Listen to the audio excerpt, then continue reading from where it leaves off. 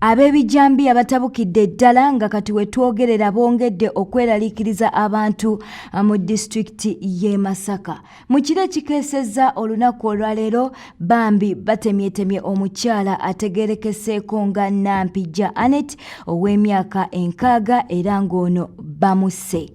Ono abadde mutuuze w'e Kasaali mu kibuga ky'e Masaka, naye amawulire agatali malungi ge tufuna wano ku Newspark galaga nti abakoze obutemu buno oba abatemudde omukyala Nampijja Annette bwe bamaze okumutta ne badduka. Mu mwezi gumu gwokka abantu abawerera ddala 19 be baakattibwa abantu bano ab'ebijambiya. Wabula Uganda Police yo ezze nejjawo omulambo gwa Nampijja Annette nesobola okugutwala mu ggwanika.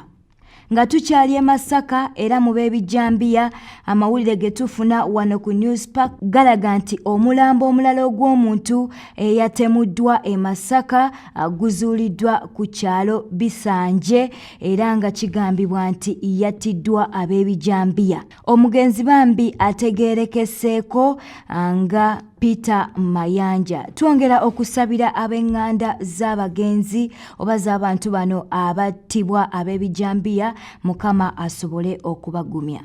Eyo nga tuvuddeyo, abantu abasukka mu mutwalo be bakyakonkomalidde ku kisaawe e Kabul mu Afghanistan nga bayayana okwabulira ensi yaabwe basobole okufuna obuweerero. Kinajjukirwa nti abatalebaani beddiza obutuuze mu ggwanga lino era baalangirira dda nti ennaku z'omwezi bwe ziwera 31 omwezi guno nga waliwo abakyalemedde ku kisaawe kajja kubajjuutuka. Olunaku olw'eggulo Uganda yayanirizza bannansi ba Afghanistan abawerera ddala 51 era nga Uganda esuubirwa okusembeza abantu abawerera ddala 2,000. Bwetyo bwe tutambudde, obadde mulabi mulungi, webale kwekuumira ku Newspark.